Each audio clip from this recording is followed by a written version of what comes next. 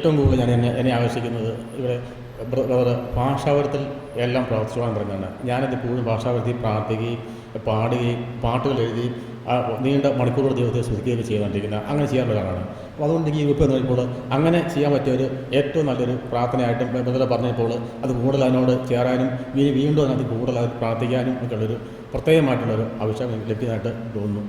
രണ്ടാമത് പറയാനുള്ളത്, ഇപ്പം വിശ്വാസികളെ വിളിക്കുന്ന കാര്യം പറയുമ്പോൾ ഞാൻ 13 വർഷക്കാലം വിജാതിയുടെ പ്രവർത്തിച്ചുള്ളതാണ്. അപ്പോൾ അവിടെ ദൈവം എനിക്ക് വെളിപ്പെടുത്തി കഴിഞ്ഞാൽ അവരുടെ മന്ത്രസാരോ എന്ത് കണ്ടാലും ഞാനത് യേശുനാമത്തിൽ മാറിപ്പോട്ടെന്ന് പറയും, അത് പറിച്ച് കളയുകയും ചെയ്തിട്ടുണ്ട്. ഞാൻ വർഷങ്ങളോട് ചെയ്തിട്ടുണ്ട്. എനിക്കിന്ന് വരെ യാതൊരു ദ്രവവും ഉണ്ടായിട്ടില്ല. പിന്നെ ഈ പുസ്തകങ്ങൾ വായിച്ചപ്പോൾ ഇങ്ങനെ കണ്ടു, അതുകൊണ്ടാണ് തുടർന്ന് പറഞ്ഞത്. അതിൽ ഞാൻ വിശ്വസിക്കുന്നുമില്ല. പറഞ്ഞാൽ പോകുമെന്ന് തന്നെയാണ് ഞാൻ കണ്ടുള്ളത്.